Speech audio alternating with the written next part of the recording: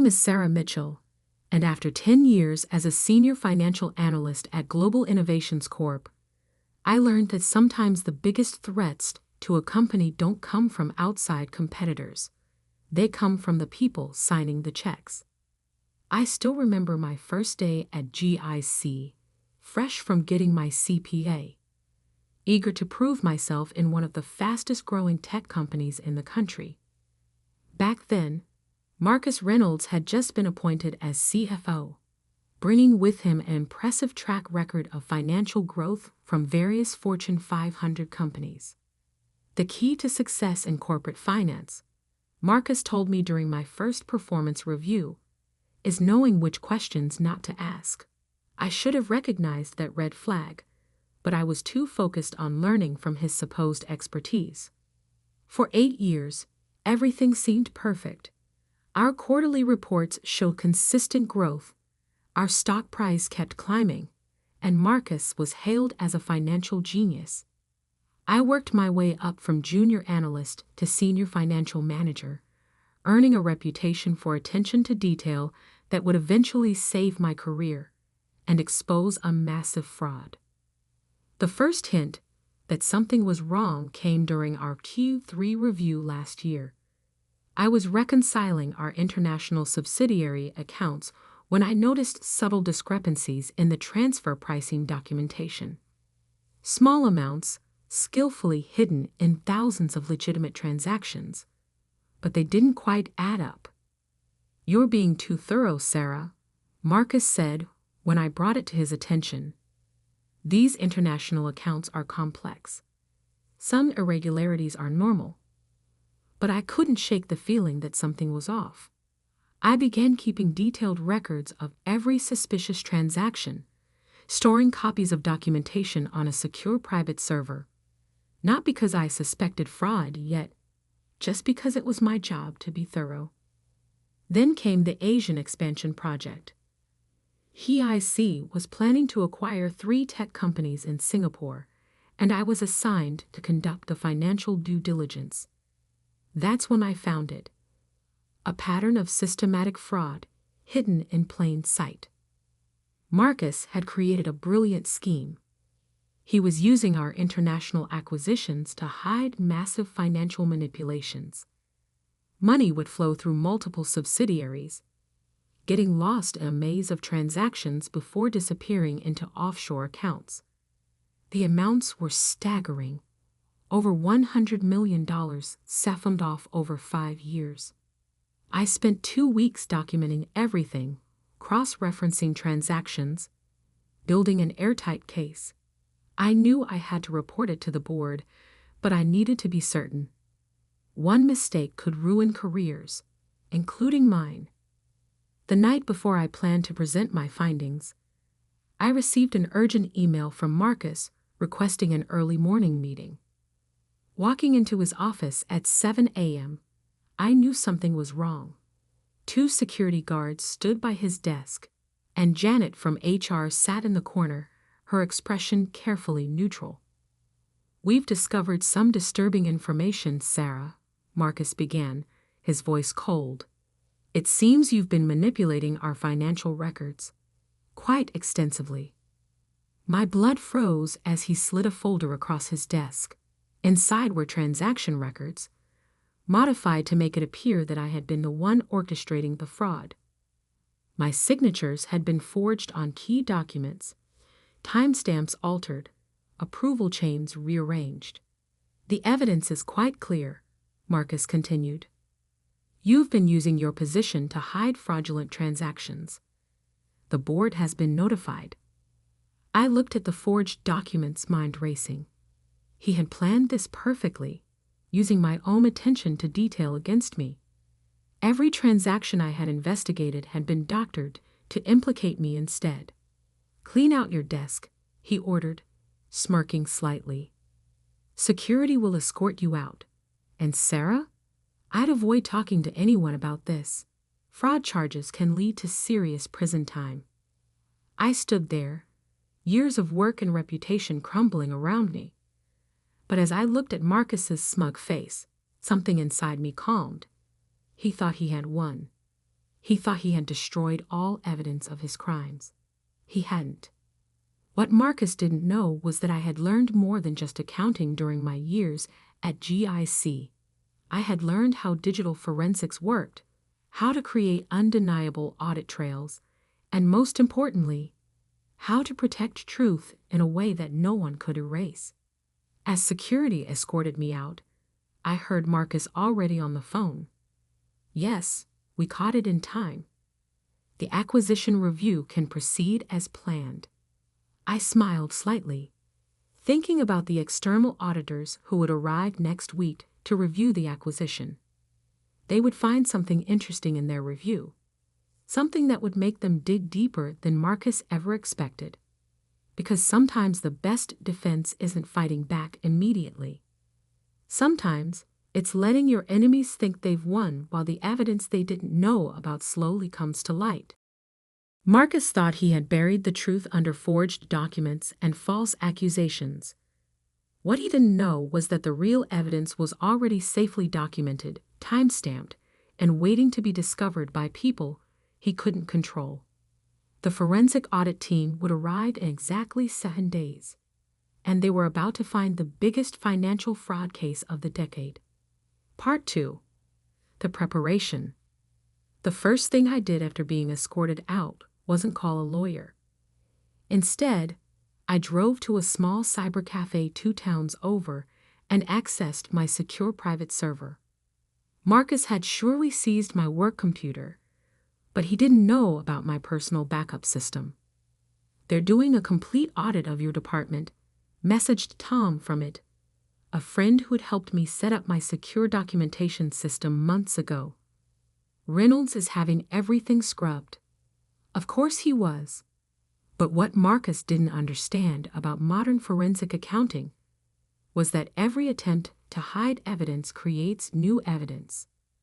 From my secure location, I watched through encrypted logs as Marcus's team combed through company servers, methodically altering records.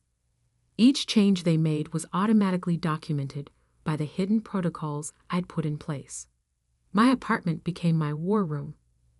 3 laptops displayed different aspects of my counter strategy.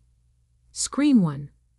The official GIC financial records being systematically altered by Marcus's team. Screen 2. My secured backup records showing the original transactions. Screen 3.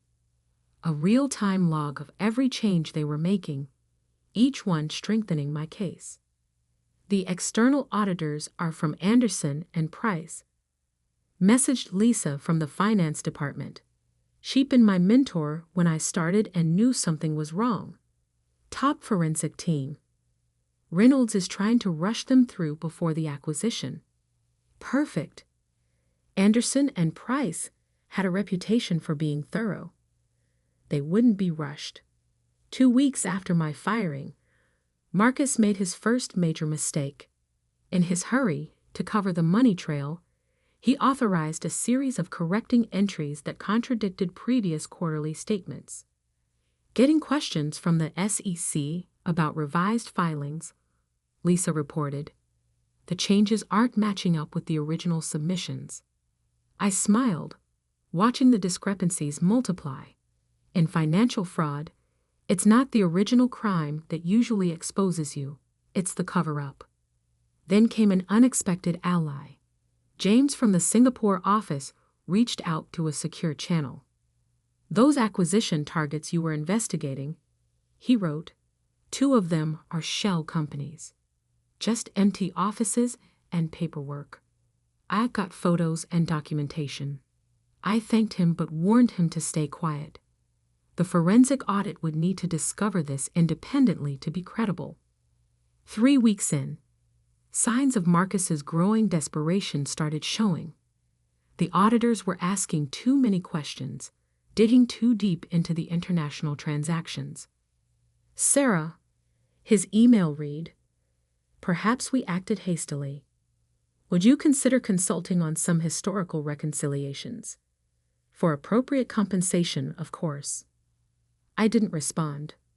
A few days later, another email arrived offering a generous settlement, in exchange for signing some backdated documents. His nervousness was showing. The auditors must have found something. They're working through weekends now, Lisa reported. Marcus has the team recreating transaction histories, but the numbers aren't adding up. Can't make the cash flows balance. Of course they couldn't. International transfers have too many independent verification points. Change one record, and you have to change hundreds of others to maintain consistency. 1 week before the acquisition deadline, I received an urgent message from David, our external counsel, who'd quit after my firing. "You need to see this," he wrote, attaching internal memos. "They're planning to pin everything on you." Created a whole paper trail of forged authorizations. I checked my secure logs. Every document they forged, every alteration they made, was being independently recorded and timestamped. The truth was growing stronger with every lie. The final week was intense. Marcus's team worked around the clock, trying to patch holes in a fictional narrative. Each fix only created new discrepancies. The auditors found the Singapore shell companies, Lisa messaged. They're expanding the scope of their investigation. Marcus is furious. His final attempt to reach me came through my old supervisor. "Whatever you think you have, it won't matter. Take the settlement. Walk away." I sent back one reply, looking forward to the audit findings. The night before the auditor's final presentation to the board, I checked my documentation one last time. Original transaction records, secured and verified, forged document trail, fully documented, alteration timestamps, all logged, Singapore evidence, independently verified, cash flow discrepancies, clearly highlighted. "You really think this will work?" Tom messaged. "They've got the board convinced you're the criminal." "That's the beauty of forensic accounting," I replied. "Numbers don't lie, even when people do." I went to bed that night feeling strangely calm. Tomorrow, in front of the board and the SEC observers, Marcus would learn why you should never frame a financial analyst who understands digital forensics. My phone buzzed one last time. A message from Lisa. Auditors called an emergency board meeting for tomorrow morning. Marcus doesn't know what they found. But I did, and tomorrow, everyone else would too. Part 3. The Revelation. The morning of the audit presentation, Global Innovation's headquarters was unusually quiet. Through my sources, I learned that the Anderson and Price team had requested a closed-door session with the full board and SEC representatives. Marcus had no choice but to agree, though he insisted on presenting his version of events first. "Ladies and gentlemen," he began, standing confidently at the head of the boardroom. "Before the audit team presents their findings, I want to address the unfortunate situation that led to this review." I watched through Lisa's secure feed as Marcus launched into his carefully prepared narrative. "As you know, we recently discovered significant financial irregularities," he continued. "Thanks to our internal controls, we identified the responsible party, a trusted employee who abused her position." The boardroom door opened, interrupting his speech. Catherine Wong, lead forensic auditor from Anderson and Price, walked in flanked by 2 SEC investigators. "Mr. Reynolds," Catherine said calmly, "I believe we should proceed directly to our findings." Marcus's smile flickered. This wasn't part of his plan. "Of course," he said smoothly, taking a seat. "Though I think you'll find our internal investigation has been quite thorough." "Indeed," Catherine replied, connecting her laptop to the presentation system. "Let's begin with those internal investigations." The screens came to life, displaying a complex timeline of transactions. "What you're about to see," Catherine announced, is one of the most sophisticated financial fraud schemes we've encountered, and its revelation comes thanks to one of the most detailed forensic documentation trails I've ever seen. Marcus shifted uncomfortably as Catherine began her presentation. First, let's examine the official records, she said, pulling up GIC's books. According to these, Sarah Mitchell orchestrated a complex fraud scheme. However, the screen split, showing parallel transaction records. These are the original records, preserved through independent blockchain verification. Notice the timestamps, digital signatures, and authentication chains. The board members leaned forward, studying the discrepancies. Every alteration made to company records over the past month was automatically logged. Catherine continued. Each attempt to hide the original fraud created new evidence of deliberate manipulation. She clicked through a series of slides, revealing the full scope of Marcus's scheme. Shell companies in Singapore with no actual operations. Transfer pricing manipulations hiding money movements. Forged approvals with impossible timestamps. Backdated documents contradicting official filings. But the most damning evidence, Catherine said, comes from the very attempt to frame Ms. Mitchell. The screens show a detailed analysis of the forged documents used against me. These forgeries contained a fatal flaw, Catherine explained. They used digital signatures generated after Ms. Mitchell's system access was revoked. In other words, these documents could only have been created by someone with CFO-level authorization. Marcus stood up abruptly. This is speculation.